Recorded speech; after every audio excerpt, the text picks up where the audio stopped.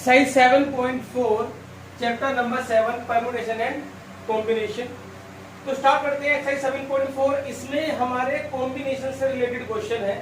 तो पहला क्वेश्चन है हमारे पास, if NC8 equal to NC2 then find the value of NC2। NC2 की वैल्यू हम तभी निकाल सकते हैं जब हमें N की वैल्यू पता हो।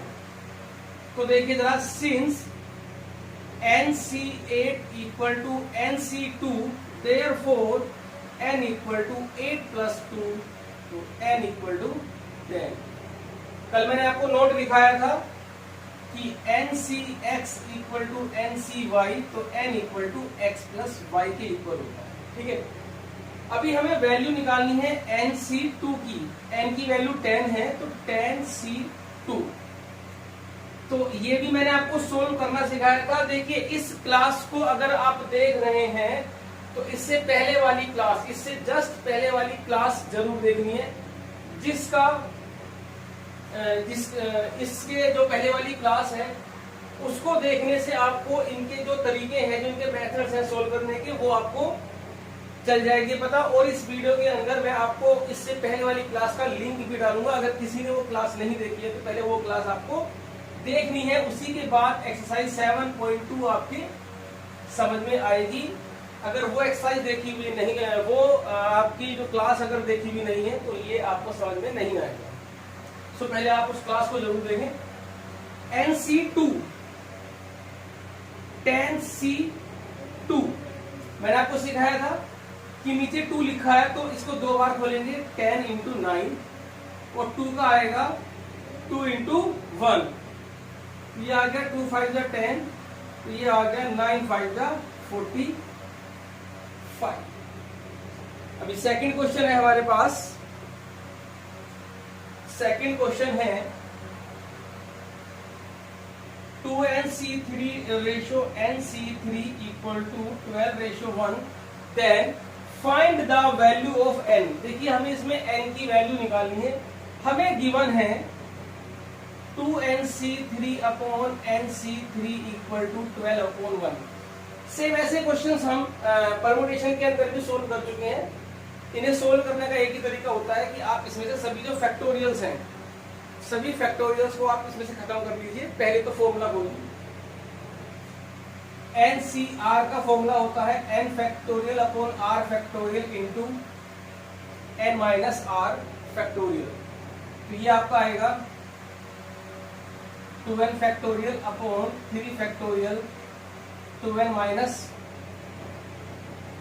3 factorial upon n factorial 3 factorial n minus 3 factorial equal to 12 upon 1। 3 factorial से 3 फैक्टोरियल हमारा कैंसिल हो गया है। अब आप मल्टीप्लाई कर दीजिए, ये ऊपर जाएगा 2n factorial n minus 3 factorial 2n minus 3 factorial into n factorial equal to this. अभी हम को फैक्टोरियल्स खत्म करने हैं। फैक्टोरियल्स खत्म करने का मैंने आपको एक ही मेथड बताया था कि बड़ा वाला जो फैक्टोरियल है, जो फैक्टोरियल के अंदर बड़ा वाला नंबर, आप उसे सोल्व करिए जब तक कि छोटा ना बन जाए। जैसे 2n और 2n माइनस 3 है तो 2n जो है 2n माइनस 3 से बड़ा है, तो 2n को हम खोलेंगे, तो ऐसे खोलेंगे 2n। फिर जब नेक्स्ट आगे जाएगा तो एक नंबर कम होगा, फिर एक नंबर कम होगा, फिर एक नंबर कम होगा, और यहीं पर हम फैक्टोरियल लगा देंगे जो कि नीचे वाले के इक्वल बन गया। ऐसे ही n माइनस 3 फैक्टोरियल है 2n माइनस 3 फैक्टोरियल। अभी n को खोलेंगे n, फिर n माइनस 1, फिर n माइनस 2, फिर n माइनस 3 फैक्टोरियल। अभी n माइनस 3 से n माइनस 3 कैंसिल हो गया, 2n माइनस 3 से 2n माइनस 3 कैंसिल हो गया।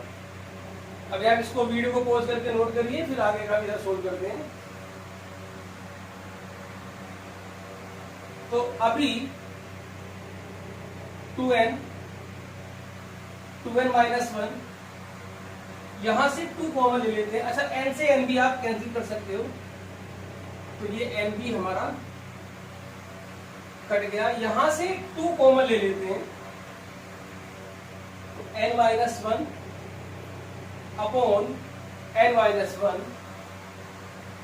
इंटू n-2, तो n-1 से n-1 हमारे पास कैंसिल हो गया, 2 2 जा 4, 4 3 जा 12, तो ये आया 2n-1 upon n-2 equal to 3/1। Cross multiply कर दीजिए, ये इधर माइनस होगा इक्वल टू 5। तो वीडियो को पॉज करके आप इसे नोट करिए। इस टाइप के जितने भी क्वेश्चंस होते हैं आप उसे ऐसे ही सोल्व करेंगे। तो इसी क्वेश्चन के अंदर हमारे पास सेकंड पार्ट है, वो भी सेम इसी प्रोसेस से आप सोल्व करेंगे। सेकंड पार्ट है हमारे पास 2nc3 ratio nc3 equal to 11:1। तो ये सेम इसी तरीके से सोल्व होगा, तो आप इसे खुद करेंगे dy/s, डू योरसेल्फ। तो वीडियो को पॉज करके आप इसे नोट करें। नेक्स्ट क्वेश्चन देखते हैं, question number 3। Question number 3, how many codes can be drawn through 21 points on a circle. ध्यान से देखिए, how many codes can be drawn through 21 points on a circle. देखिए 21 पॉइंट्स है सर्कल पर, तो कितनी कोड्स हम बना सकते हैं, ये ध्यान से देखना जरा। यहां पर सुनिए, ये एक सर्कल है, मान लीजिए मैं इसमें 5 पॉइंट देता हूं, 1 2 3 4 5। वैसे तो हमारे पास 21 पॉइंट्स हैं, लेकिन मैं आपको एग्जांपल के लिए 5 पॉइंट में लेके दिखाता हूं। हाउ मेनी कोड्स, देखिए 2 पॉइंट को मिलाने से एक कोड बनती है। सुनना ध्यान से, देखो इस क्वेश्चन से हमें ये नहीं पता चल रहा कि ये परमुटेशन है या कॉम्बिनेशन है। अगर आप क्वेश्चन को ध्यान से देखेंगे, इसमें ये लिखा हुआ नहीं है कि ये हमें सिलेक्शन निकालना है या अरेंजमेंट निकालना है। अगर आप ध्यान से सुनना कि एग्जाम में हमें कैसे पता चलेगा क्वेश्चन परमुटेशन का है या कॉम्बिनेशन का है। सिर्फ ये परमुटेशन एंड कॉम्बिनेशन में सिर्फ एक ही डिफरेंस है कि परमुटेशन में जो ऑर्डर है वो इंपॉर्टेंट है, लेकिन कॉम्बिनेशन में ऑर्डर इंपॉर्टेंट नहीं है। मतलब परमुटेशन में ए बी और बी ए दोनों अलग अलग बात है, लेकिन कॉम्बिनेशन में ए बी और बी ए ये दोनों एक ही बात है। परमुटेशन में मैं इसको 2 गिनूंगा, 1 और 1 2, और कॉम्बिनेशन में मैं इसको सिर्फ 1 गिनूंगा। ठीक, अभी मुझे कोड बनाना है, तो जैसे मान लीजिए एक कोड का नाम ए बी है, तो क्या दूसरी कोड का नाम बी ए हो सकता है? नहीं, इसमें ए बी कह दो कोड को या बी ए कह दो कोड को, एक ही बात है। इंपॉर्टेंट बात है, ध्यान से सुनिए, क्योंकि ए बी और बी ए दोनों एक ही कोड का नाम है और वो कोड है ये। इसे ए बी बोल दो या बी ए बोल दो, इसमें ऑर्डर इंपॉर्टेंट नहीं है, इसीलिए ये क्वेश्चन हमारा कॉम्बिनेशन के अंदर है। मान लीजिए हमें एक कोड बनाई बीई, अब कोड को बीई बोल दो या ई बी बोल दो, इसमें ऑर्डर से कोई लेना देना नहीं है, तो यहाँ पर क्या यूज होगा हमारा? कॉम्बिनेशन। तो एक बात तो हमें चली पता कि इसके अंदर फॉर्मूला यूज होगा एनसीआर का। ठीक है, अब हमारे पास ये 5 पॉइंट हैं, तो ऐसे ही हमें क्वेश्चन में 21 पॉइंट्स दिए हैं, तो हमें ये देखना है कि अगर इस पर 21 पॉइंट्स हैं, मान लीजिए जैसे मैंने 5 पॉइंट बनाए हैं, तो कितनी कोड बनेगी? देखो 2 पॉइंट को अगर हम ज्वाइन करते हैं तो एक कोड बनती है, चाहे कोई से भी 2 पॉइंट आप ज्वाइन कर लीजिए। एक ये मैंने 2 पॉइंट ज्वाइन किए, या ये दोनों पॉइंट को हमने एक साथ मिलाया, या ये दोनों पॉइंट को हमने एक साथ मिलाया, या हमने ये दोनों पॉइंट्स को एक साथ मिलाया, या ये कोई से भी अगर आप 2 पॉइंट को मिलाओगे तो हमें एक कोड मिलेगी। इसका मतलब हमें सिर्फ इतना पता करना है कि 2 पॉइंट्स के हमारे पास कितने पेयर बनेंगे।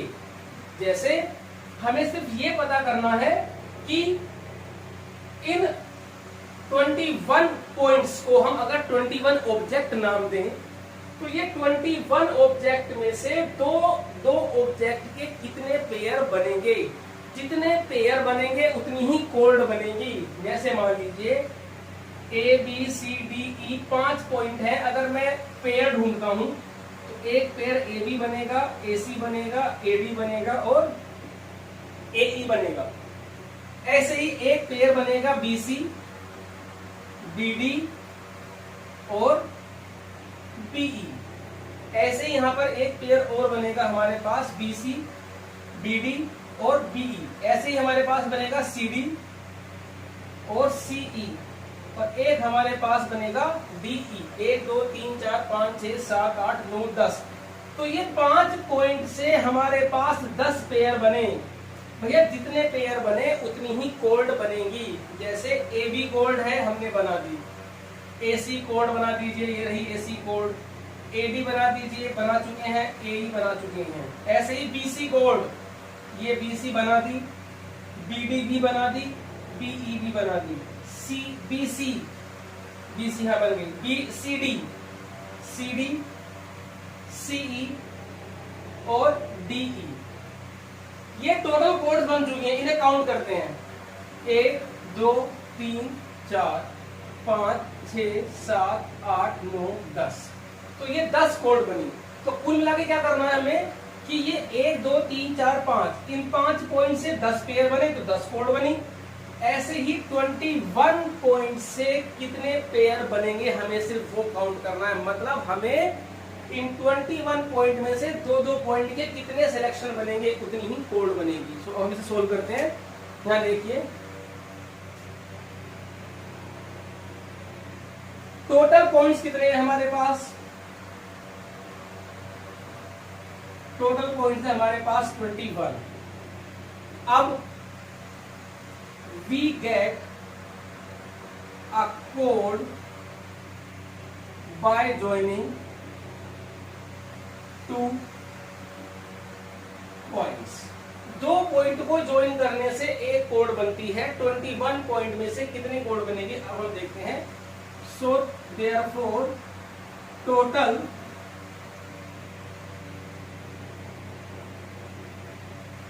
Number of codes drawn through 21 points on a circle equal to 21 में से 2-2 पॉइंट के पेयर बनेंगे 21C2। ठीक है, 21C2। मैंने भी बताया कि 2 पॉइंट को ज्वाइन करने से एक कोड बनती है। तो हमें पता करना है कि 2-2 के कितने सिलेक्शन बनेंगे। मींस 21 ऑब्जेक्ट में से 2-2 के कितने सिलेक्शन बनेंगे हमें वो निकालना है। तो ये आपका आएगा 21 इंटू 20 अपॉन 2 इंटू 1, 2 10 20। आंसर आ गया हमारे पास 210। सो वीडियो को पॉज करके आप नोट करिए। Question number 4. In how many ways can a team of 3 boys and 3 girls can be selected from 5 boys and 4 girls? देखिए हमारे पास 5 तो बॉयज हैं। मान लीजिए हमने नाम दे दिए B1, B2, B3, B4, B5। ठीक है, 4 हमारे पास गर्ल्स हैं तो हमने नाम दे दिया G1, G2, G3 और G4। अभी आप ध्यान से देखिए, जो हमें टीम बनानी है उसमें 3 तो होने चाहिए बॉयज। मान लीजिए मैंने 3 बॉयज ले लिए, B1, B2 और B3। 3 गर्ल्स होनी चाहिए तो 3 गर्ल्स हमने ली, G1, G2, G3। तो in how many ways can a team of 3 boys and 3 girls. 3 boys और 3 गर्ल्स है हमारे पास, 3 बॉयज एंड 3 गर्ल्स, जिसमें से हमें 3 बॉयज और 3 गर्ल्स की टीम बनानी है। हमारे पास 5 बॉयज और 4 गर्ल्स हैं। ठीक है, तो मैंने एक टीम बनाई है यहाँ पर, ये रही। अब क्योंकि जब हम टीम बनाते हैं तो ऑर्डर इंपॉर्टेंट नहीं होता है, क्योंकि B1 B2 B3 बोल दो, या B3 B2 B1 बोल दो, या B2 B1 B3 बोल दो, या B2 B3 B1 बोल दो, कोई फर्क नहीं पड़ेगा। It means order is not important. If order is not important that question is of combination. तो क्वेश्चन के अंदर हम कॉम्बिनेशन यूज करेंगे। तो सबसे पहले हम ये पता करेंगे कि 5 बॉयज में से 3 बॉयज के कितने कितने ग्रुप बना सकता हूं। अब आप देखिए, जैसे मान लीजिए हमने यहां पर एक ग्रुप बनाया था, 3 बॉयज के कितने ग्रुप बन सकते हैं। देखिए B1 B2 B3, B1 B2 B4, B1 B2 B5, B1 B3 B4, B1 B3 B5, ऐसे बहुत सारे ग्रुप बनेंगे। ऐसे 3 गर्ल्स के बनेंगे, G1 G2 G3, G1 G2 G4, G1 G3 G4, ऐसे यहाँ पर जो ग्रुप बनेंगे। उसके बाद हमको टीम बनानी है। तो आप ध्यान से देखिए यहाँ पे जरा, यहाँ पे देखिए, ये हमें पहले 3 बॉयज को सिलेक्ट करना है। तो टोटल पहले तो बॉयज लिखे कितने हैं हमारे पास। बॉयज हमारे पास 5 हैं और गर्ल्स हमें बनानी है, गर्ल्स हमारे पास है 4 और टीम में लेने हैं हमें 3 बॉयज और 3 गर्ल्स। तो अब आप देखिए total number of selection, total number of selection of 3 boys, ध्यान से सुनना जरा, total number of selection of 3 boys from 5 boys, ये आएगा 5C3। फॉर्मूला लिखवाया था मैंने आपको, NCR। तो total number of combination of R object out of N object is NCR। तो यहां पर N 5 हुआ, R हमारे पास 3 हुआ। सोल्व करेंगे इसको हम, 5 4 3 3 2 1, तो ये हमारे पास आया 10। ध्यान से सुनिए जरा, ये 10 हमारे पास क्या है, 10 हमारे पास, ध्यान से सुनना, 10 हमारे पास 3 बॉयज के टोटल ग्रुप हैं। ये जो 10 है इसमें से 1 2 3 4 5 मैंने बना दिए हैं, ठीक है। और 5 भी मैं बना सकता हूं, बट उसकी हमें यहां पर जरूरत नहीं है। अगर हमें ऐसे ही बनाने होते तो फिर इन फॉर्मूलों का हमारा लिए क्या यूज है। ये तो समझाने के पर्पज से मैं यहां पर बना रहा हूं, जिससे कि आपको समझने में आसानी रहे। अब सुनिए, क्योंकि हमारे पास 10 सिलेक्शन है 3 बॉयज के, जिसमें 10 में से मैंने 5 लिख दिए, 1 2 3 4 5, बचे हुए 5 भी होंगे इस 10 के अंदर ही, ठीक है। अब गर्ल्स को सिलेक्ट करते हैं। Total number of selection of 3 girls from 4 girls is equal to 4C3। ये आपका सोल्व होके 4 आएगा, ठीक है भाई। G1 G2 G3, G1 G2 G4, G1 G3 G4 और G2 G3 G4, ये 4 मैंने बना दिए हैं। यहां पर भी ये 4 ही आए हैं। अब मुझे टोटल टीम बनानी है। अब आप देखिए, total number of teams of 3 boys and 3 girls equal to, देखिए एक इवेंट हमारे पास ये है, एक इवेंट हमारे पास ये है, तो हमेशा इवेंट की मल्टीप्लाई करनी है। 10 इंटू 4 इक्वल टू 40। तो 40 टीम्स बना सकता हूं मैं इन 5 बॉयज और 4 गर्ल्स में से, ठीक है। अब यहां पर ये मल्टीप्लाई हमने क्यों किया, इसको मैं आपको समझाता हूं। देखिए, जब 2 इवेंट आपस में, ये आप सुन जरा, फिलहाल तो मैं से अब इसे यहां से समझिए जरा एक बार। ये एक ग्रुप है बॉयज का, इस एक ग्रुप के साथ मैं इन चारों में से कोई सा भी ग्रुप अटैच कर सकता हूं। मान लीजिए मैं टीम बनाना चाहूं, तो एक ग्रुप तो ये लिया B1 B2 B3 और एक ग्रुप मैंने ले लिया ये G1 G2 G3। इसमें 3 बॉयज हैं और 3 गर्ल्स हैं। मैं इसके साथ यहां पर ये भी लिख सकता हूं G1 G2 G4 और यहां पर G1 G3 G4 और G2 G3 G4, यानी कि इसके साथ मैं ये 4 ग्रुप अटैच कर सकता हूं। मतलब एक बॉयज के एक ग्रुप के साथ 4 हैं, तो एक के साथ 4 है, तो 10 के साथ कितने आएंगे, 10 इंटू 4, यूनिटरी मेथड जो आप लगाते थे। तो एक ग्रुप के साथ 4 ग्रुप हैं, तो 1 के साथ 4 है, तो 10 के साथ 40, ठीक है। एक दूसरा नोड होता है हमारे पास, एक दूसरा नोड ये तो है हमारे पास मैथमेटिकली, एक ये होता है हमारे पास जब दो इवेंट आपस में इंडिपेंडेंट होती हैं। मैं आपको नोट पे लिखवाऊंगा अभी आगे जाकर के। जब दो इवेंट्स आपस में इंडिपेंडेंट होती है तो हम उसकी मल्टीप्लाई करते हैं। अब इंडिपेंडेंट का मतलब क्या है, देखिए यहां पर दो इवेंट है हमारे पास, बॉयज की और गर्ल्स की। तो ये दोनों इवेंट के जो सिलेक्शन है ये एक दूसरे पे डिपेंड नहीं करेंगे। डिपेंड का मतलब हुआ कि अगर मैं इस इवेंट को लेता हूं तो क्या दूसरी इवेंट पर कोई फर्क पड़ेगा, या अगर मैं इस इवेंट को लेता हूं तो क्या इस इवेंट पर कोई फर्क पड़ेगा, नहीं पड़ेगा। क्यों भाई, बॉयज को सिलेक्ट कर रहा हूं मैं। जब मैं बॉयज को सिलेक्ट कर रहा हूं तो बॉयज में कहां से सिलेक्ट करूंगा, बॉयज में से, तो उसमें गर्ल्स की तो कोई प्रॉब्लम ही नहीं है भाई। जब मुझे बॉयज लेने हैं तो मैं बॉयज को सिलेक्ट करूंगा तो गर्ल्स से तो कोई मतलब ही नहीं है, गर्ल्स का कोई इससे लिंक नहीं है। हाँ, अगर मैं गर्ल्स लेता हूं तो बॉयज की कोई प्रॉब्लम नहीं है, कोई गर्ल्स तो गर्ल्स में से ली जाएगी, सिलेक्ट करेंगे, और बॉयज को बॉयज से सिलेक्ट करेंगे। तो दोनों इवेंट, एक इवेंट बॉयज सिलेक्ट करना इस पे डिपेंड नहीं करता, एक इवेंट गर्ल्स सिलेक्ट करना इस पर डिपेंड नहीं करता। तो एक इवेंट 10, एक इवेंट के 4 है, नहीं ये एक दूसरे पर डिपेंड नहीं कर रही है, तो आप सीधा मल्टीप्लाई करेंगे। हाँ, अगर ये डिपेंड करेंगी तो फिर हमें प्लस करना होगा। ये मैं दोनों नोट अभी आपको एक दो क्वेश्चन के बाद में लिखवा दूं, फिलहाल आप इसे नोट कर लीजिए। Question number 5, find the number of ways of selecting 9 balls from, हमें 9 बॉल सिलेक्ट करनी है फ्रॉम 6 रेड बॉल। देखिए रेड बॉल है हमारे पास, रेड बॉल है हमारे पास 6, और व्हाइट बॉल है हमारे पास 5, ब्लू बॉल है हमारे पास 5, और टोटल बॉल्स है हमारे पास 16।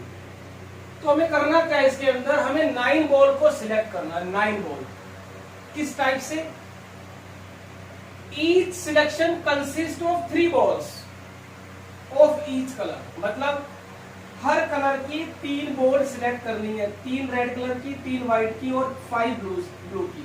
तो आप देखिए सिलेक्शन ऑफ 3 रेड बॉल्स कितना आएगा, 6C3। भाई टोटल 6 है भाई, हमें रेड बॉल सिलेक्ट करनी है, तो रेड बॉल से ही तो सिलेक्ट होगी। रेड है हमारे पास 6, तो 6C3 सिंपल। तो 6 × 5 × 4 3 2 1, ये आया 20। अब ऐसे ही हम selection of 3 white balls 5C3 5 4 3 3 2 1 10। फिर हम निकालेंगे सिलेक्शन ऑफ 3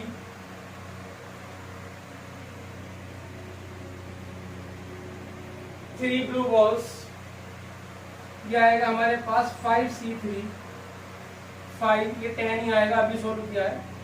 तो टोटल जो सिलेक्शन है हमारे पास, टोटल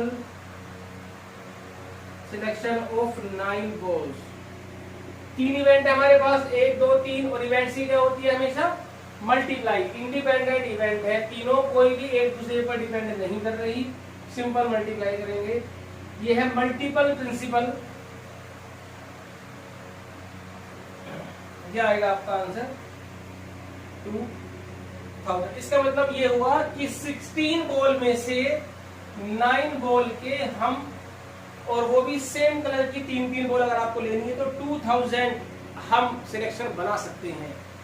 तो ये जो चैप्टर आपने देखा है कि ये चैप्टर आपको आगे बहुत यूज होने वाला है, प्रोबेबिलिटी में इस चैप्टर का बहुत यूज है, नेक्स्ट चैप्टर में भी इसके कुछ फॉर्मूले वगैरह यूज होंगे, तो आप इसको अच्छे से करिए। तो वीडियो को पॉज करके ऑप्शन होती है। So question number 6, determine the number of 5 card combination of 52 cards. देखिए कॉम्बिनेशन आ गया, साफ साफ लिखा है, कोई प्रॉब्लम नहीं है। 52 कार्ड्स है हमारे पास, जो टोटल कार्ड्स है हमारे पास वो 52 है। करना क्या है हमें इसमें से, हमें इन 52 कार्ड में से 5 कार्ड्स को सिलेक्ट करना है।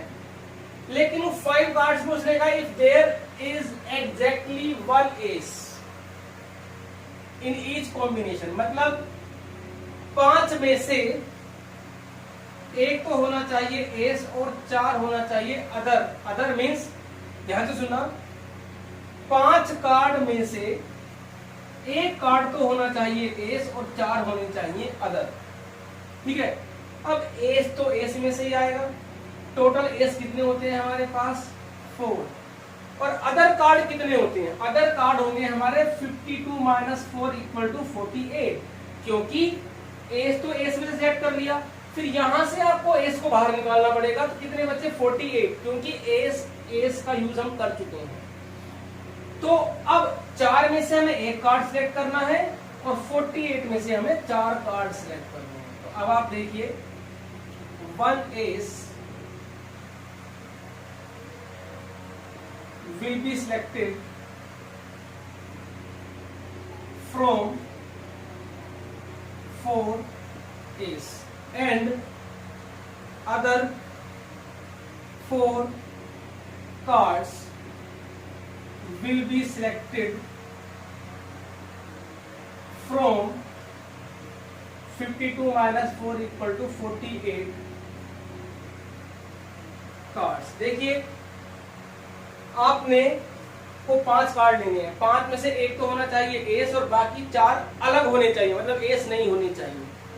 तो एक एस हमने माइनस कर दिया टोटल में से, तो 48, तो बचे हुए 4 तो होने चाहिए 48 में से और एक होना चाहिए इसमें से। अब आप लिखिए यहाँ पर, सो सिलेक्शन ऑफ 5 कार्ड्स। देखिए पहले क्या लेना है आपको एस, 4 में से एक लेना है 4C1, फिर यहां पर आपको अदर 4 कार्ड चाहिए, कितने में से 48 में से, तो यहां कितना आएगा 48C4, ये आपका आंसर है। ठीक है, आप इसे सोल्व भी कर सकते हैं, जैसे यहां भी सोच सकते हैं आप इसको। तो 5 एस, ये 4 तो ये अदर हुए, एक ही अलग हुआ, 4 और 1 5, और 48 प्लस 4 52, तो 52 कार्ड ही है ऊपर, नीचे 5 ही है, तो 52 से 5 कार्ड सिलेक्ट हो गए हैं। जैसे जैसे वो कहेगा वैसे वैसे हमको सिलेक्ट करना है। ठीक है, सो वीडियो को पॉज करके आप इसे क्वेश्चन को नोट करिए।